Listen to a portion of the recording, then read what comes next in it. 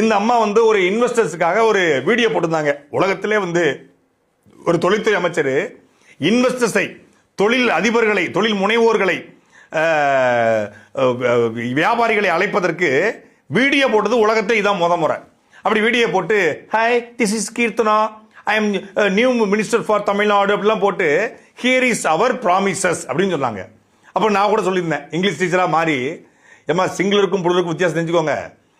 Here is அவர் ப்ராமிஸ்ன்னு சொல்லணும், இல்லை here R our promises அப்படின்னு சொல்லணும். ப்ராமிசஸ்ன்னு வருதுன்னா அங்கே ஆர் வரணும் அப்படின்னு சொல்லியிருந்தேன். அந்த அடிப்படையே தெரியாத இவங்க தான் 6ஆம் வகுப்பு மாணவிட்ட போயிட்டு ஆங்கில பாடத்தை எடுத்துக்கிட்டு இருக்காங்க. Hello, I am Keerthana. I am the new Minister for Industries, Commerce and Investment Promotions for Tamil Nadu. I assure you our government is building for fast speed execution. Here is our promises. தாவேகா ஆட்சிக்கு வந்த பிறகு தாவேகாவோட சட்டமன்ற உறுப்பினர்களும் அமைச்சர் பெருமக்களும் அரசு மருத்துவமனைகள்ல, அம்மா உணவகங்கள்ல, அதுபோல அங்கன்வாடி விடுதிகள்ல, அரசு பள்ளிக்கூடங்கள்ல ஆய்வுக்கு போனதை பல்வேறு காணொலிகள் நம்ம பார்த்திருக்கோம். ஒரு அரசு மருத்துவமனையிலேயோ, அம்மா உணவகங்கள்லையோ, இல்ல அங்கன்வாடி விடுதிகள்லையோ உணவு எப்படி இருக்கு, மருத்துவமனை எப்படி இருக்கு, மருந்தகம் எப்படி இருக்கு, கழிவறை எப்படி இருக்கு அப்படிங்கிற ஆய்வு போறதுனால எந்த சிக்கலும் இல்லை. ஆனா அரசு பள்ளிக்கூடங்கள்ல ஆய்வுக்கு போகும் பொழுது அந்த ஆய்வுக்கு போகிற நபர்கள் எந்த மாதிரி நடந்து கொள்றாங்கிறத பொறுத்து தான் அந்த மாணவர்களுடைய மனநலம் இருக்குது. நேற்றைக்கு முதல் நாள் தமிழ்நாட்டுடைய தொழில்துறை அமைச்சர் கீர்த்தனா அவர்கள் விருதுநகர் மாவட்டம் சிவகாசியில் கூடிய ஒரு அரசு பள்ளிக்கூடத்திற்கு ஆய்வுக்கு போறாங்க. அந்த காணொளி இப்போ சமூக வலைதளங்களில் வேகமாக பரவி கொண்டிருக்கிறது. அரசு பள்ளிக்கூடத்துக்கு ஆய்வுக்கு போறதுக்கு பள்ளிக்கல்வித்துறை அமைச்சர் போனா அது துறை சார்ந்த அமைச்சர்னு போயிடலாம், இல்லை ஒரு அதிகாரி போயிருந்தா கூட பரவாயில்லை.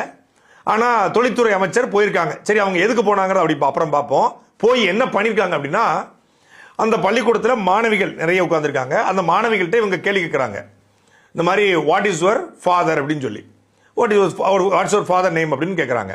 அதுக்கு அந்த மாணவிகிட்ட ஏதோ பதில் சொல்லல போல இருக்கு. உடனே அந்த ஆசிரியை அழைத்து, பார்த்தீங்களா ஒரு சாதாரண கேள்வி, இதுக்கே இவங்களால பதில் சொல்ல முடியல. நம்ம என்ன பண்ணுறோம் அப்படின்னா மனப்பாடம் மட்டுமே பண்ணிக்கிட்டு இருக்கோம். நான் கூட அப்படித்தான் கவர்மெண்ட் ஸ்கூலில் தான் படித்தேன். நம்ம மனப்பாடம் பண்ணுறதுனால நமக்கு வந்து எந்த விதமான இது இல்லை. இங்கிலீஷ்ங்கிறது வெறும் பேசிக் மட்டும் கிடையாது, அது ஒரு தைரியத்தை கொடுக்கும், அது ஒரு நம்பிக்கையை கொடுக்கும். இவங்களுக்கே இப்படி அப்படின்னா லாஸ்ட் பெஞ்சில் இருக்கிறவங்களுக்கு எந்த மாதிரி இருக்கும் அப்படின்னு சொல்லி அவங்க பேசியிருக்காங்க. நான் கேட்கிற மரியாதைக்குரிய அமைச்சர் கீர்த்தனா அவர்கள்ட்ட, ஆங்கிலம்ங்கிறது நம்பிக்கையை கொடுக்கும், தைரியத்தை கொடுக்கும் அப்படின்னு எவன் உங்ககிட்ட சொன்னது? ஆங்கிலம் என்பது ஒரு அறிவு என்று யார் உங்களுக்கு போதித்தது? அமெரிக்காவில் பிச்சை எடுக்கிறவன், பிரிட்டன்ல பிச்சை எடுக்கிறவன் ஆங்கிலத்தை தான் பிச்சை எடுப்பான். நல்லா ஆங்கிலம் தெரியும், உங்களை விட ஃப்ளூயண்டா பேசுவான்.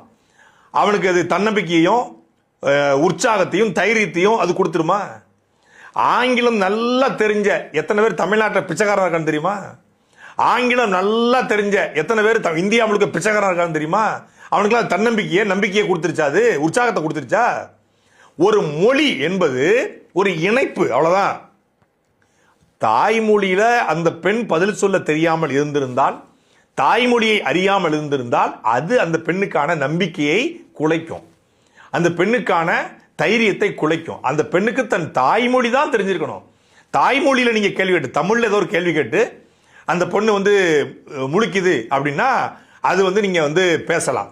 நீங்க ஆங்கிலத்தில் கேள்வி கேட்டு அந்த பெண் பதில் சொல்லல அப்படின்னா அந்த பெண்ணினுடைய அறிவு குறைபாடு இருக்கு, அதுக்கு தைரியம் இல்லாம இருக்கு, நம்பிக்கை இல்லாம இருக்கு அப்படிங்கிறதுக்கு அர்த்தம் கிடையாது.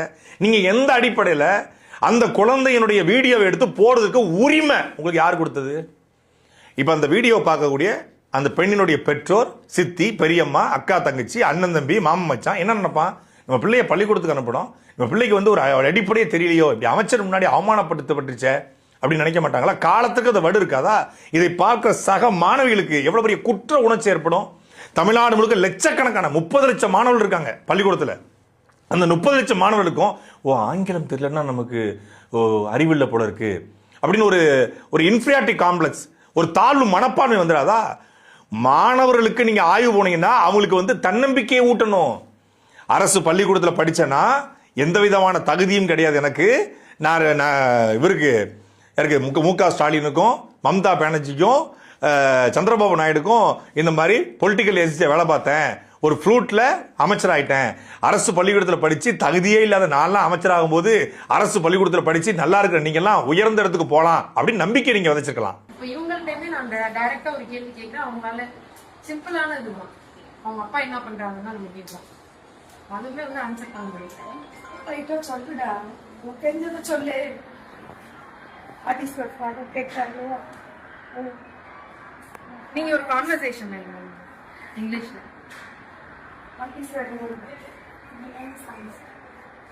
கிளியரான சென்டென்ஸ் கேட்டா சொல்லலாம். என்னடா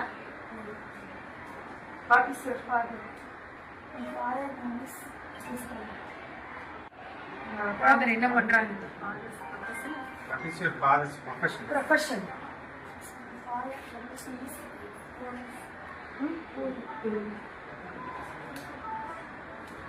நீங்க லாஸ்ட் பெஞ்ச்ல டீச்சரை கூப்பிட்டு, கீர்த்தனா மேம் இருக்காங்க இல்லையா, மேம் வந்து டீச்சரை கூப்பிட்டு ஒரு கான்வர்சேஷன் நடத்துங்க அவங்க கூட. நீங்க பிறப்பால் தெலுங்குறாருங்க, யாராவது வந்து போங்க, உங்களுக்கு தமிழ் தெரியுமில்ல, தமிழ் மக்களால் தான் தேர்ந்தெடுக்கப்பட்டிருக்கீங்க. தமிழ்நாடு தானே தொழில்துறை அமைச்சர், பிரிட்டனுக்கு ஒன்றும் தொழில்துறை அமைச்சர் இல்லையே, லாஸ் ஏஞ்சல்ஸுக்கு ஒன்றும் தொழில்துறை அமைச்சர் இல்லையே, ஜெர்மனுக்கு ஸ்வீடனுக்கு நீங்க தொழில்துறை அமைச்சரா, இல்ல வேற எதுவும் அமெரிக்க நாடுகளுக்கு தொழில்துறை அமைச்சரா? தமிழ்நாட்டு தானே தொழில்துறை அமைச்சர். விருதுநகர் சிவகாசியில் தானே தேர்ந்தெடுக்கப்பட்டிருக்கீங்க. விருதுநகர் பக்கத்துல உங்க சொந்த ஊரு, ஏதோ வானத்திலிருந்து குதிச்சு வந்த மாதிரி, அப்படியே அமெரிக்காவில் வந்து ஆக்ஸ்போர்ட் யூனிவர்சிட்டியில் படிச்சுட்டு வந்த மாதிரி நீங்க வந்து பெரிய வந்து மேதை மாதிரி, ஆங்கில புலமை இவங்களுக்கு மட்டும் தான் இருக்கு, உலகத்தில் யாருக்குமே ஆங்கில புலமை இல்லை. ஒரு கான்வர்சேஷன் நடத்துங்க அவங்க கூட. யார் டீச்சரை கூப்பிட்டு இவங்க வந்து கான்வர்சேஷன் நடத்தணுமா? அந்த பொண்ணு அழகா பதில் சொல்லுது, what is your father doing, ஃபாதரோட ப்ரொஃபஷன் என்ன அப்படின்னா அது கூலி அப்படின்னு சொல்றாங்க. ஒரு சாதாரண ஒரு கூலி வேலை பார்க்கக்கூடிய ஒரு நபருடைய பெண் அது. அந்த பெண்ணை அவமானப்படுத்தக்கூடிய, அது ஒரு அதுக்கு வந்து ஆங்கிலம் தெரியல, ஆங்கிலம் தெரிய தைரியம் இல்லை, தன்னம்பிக்கை இல்லைன்னு சொல்ல வேண்டிய தேவை இருக்கு. நீங்க அமைச்சர் தானங்க, நீங்க தமிழ்நாட்டு அமைச்சர் தானங்க. தமிழ்நாட்டு அமைச்சர் போய் தமிழ்ல பேசுவதில் உங்களுக்கு என்ன தயக்கம், எவ்வளவு திமிரப்பு உங்களுக்கு? நீங்க தமிழ்நாட்டில் வந்து மக்களால் தேர்ந்தெடுக்கப்பட்டு ஓட்டு வாங்கி நீங்க போய் ஆங்கிலத்தில் வந்து கேள்வி கேட்கறது, நீ என்ன வேற ஏதாவது நாட்டில் இருக்கமா, நம்ம வேற ஏதாவது மாநிலத்துக்கு போயிட்டோமா? இதுல வந்து இங்க வந்து இந்தி எதிர்ப்பாங்களாம், இந்தி திருப்ப எதிர்ப்போம், மத்திய அரசு எதிர்ப்போம், ஒன்றிய அரசு எதிர்ப்போம். ஆங்கிலம் ஒரு இணைப்பு மொழி, வெள்ளக்காரன் இறக்கப்பட்ட மொழி. ஆங்கிலம் வெளியே போனாலே ஆங்கிலம் தெரிஞ்சாதான், இங்கிலீஷ் தெரிஞ்சாதான் ஒரு கான்பிடன்ஸ் வரும். இதுதான் இதுக்கு பேர் என்னது? அயோக்கியத்தனம், முட்டாள்தனம். அதாவது ஆங்கிலம் தெரிஞ்சாதான் அறிவாளி, ஆங்கிலம் தெரிஞ்சா பெரிய கான்பிடன்ஸ் வந்துடும். தமிழ்நாட்டை இது வரைக்கும் ஆண்டாங்க முதலமைச்சர்கள். கலைஞர் கருணாநிதி ஆண்டார், அவருக்கு ஆங்கிலம் தெரியுமா? காமராஜர் இருந்தார், அவருக்கு ஆங்கிலம் தெரியுமா? ஆங்கிலத்தை புறமை பெற்றவர்களாக இருந்தாங்களா? ஏன் எவ்வளவோ சாதனை படுத்த தொழில் அதிபர்கள் இருக்காங்க தமிழ்நாட்டில், ஆங்கிலமே தெரியாது.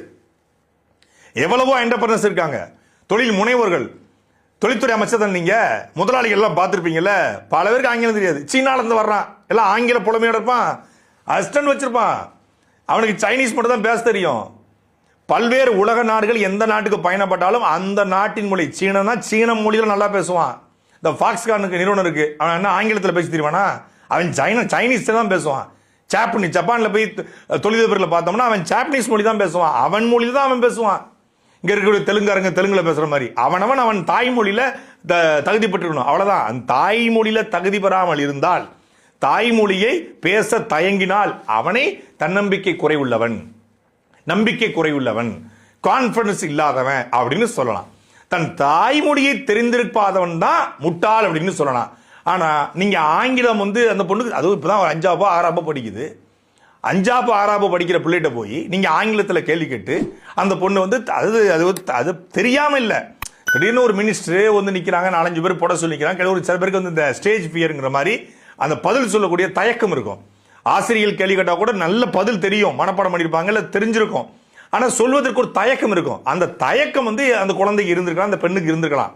அது எடுத்து வீடியோ எடுத்து போட வேண்டிய அவசியம் இருக்கு. இதை விட பெரிய குணம் என்ன தெரியுமில்ல?